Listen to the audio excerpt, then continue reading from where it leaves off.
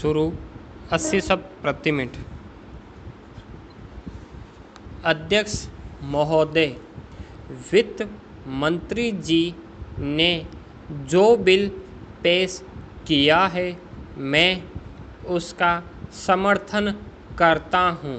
मुझे प्रसन्नता है कि इस बार गांवों की उन्नति की ओर ध्यान दिया गया है, लेकिन मैं यह भी चाहता हूं कि उसमें सार्वजनिक वितरण प्रणाली के बारे में भी वर्णन होना चाहिए। सार्वजनिक वितरण प्रणाली गांवों और शहरों के लिए एक समान होनी चाहिए। यदि शहरों में चावल दिया जाता है तो गांवों में भी दिया जाना चाहिए। कोई भी वस्तु हो, गांवों को अवश्य दी जानी चाहिए। वर्तमान प्रणाली में सुधार की आवश्यकता है। इस बदलते हुए वातावरण में यदि इस पर विचार नहीं किया गया और गांवों की जनता को सुविधाएं नहीं दी गई तो वहां के लोगों को परेशानी होगी। पैरा।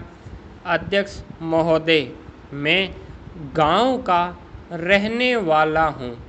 हमारे यहाँ मजदूरों की दशा बहुत खराब है। मैंने गांवों में देखा है कि उन्हें पूरी मजदूरी नहीं दी जाती है।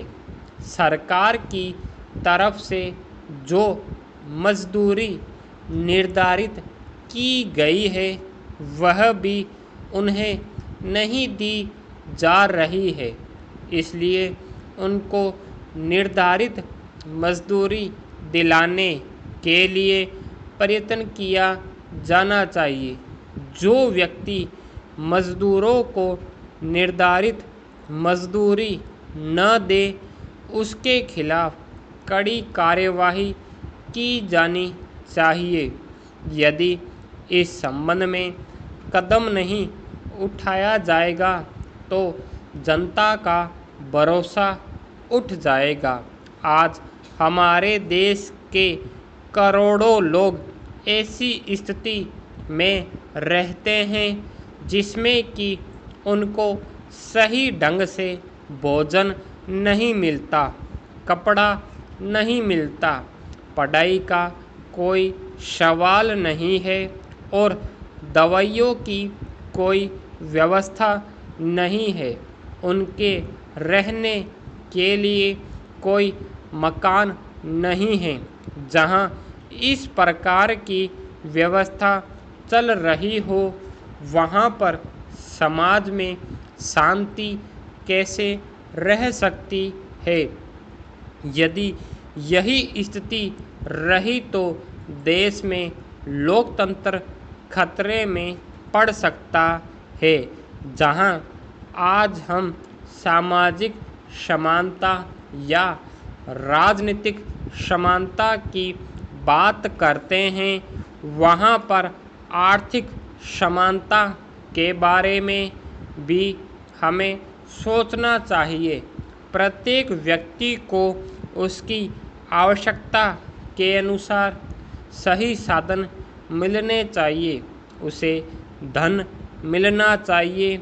ऐसी व्यवस्था नहीं होनी चाहिए कि वह अपने जीवन की आवश्यक चीज़ों को भी न खरीद सके, अपने जीवन को सही ढंग से न चला सके।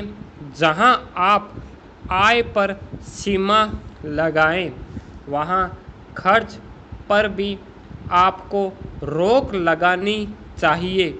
यदि ऐसा नहीं किया गया तो बड़े बड़े पूंजीपतियों के हाथ में पूंजी इकट्ठी होती जाएगी और वे पूरे समाज को पूंजी के बल पर अपने दबाव में रखेंगे। स्टॉप।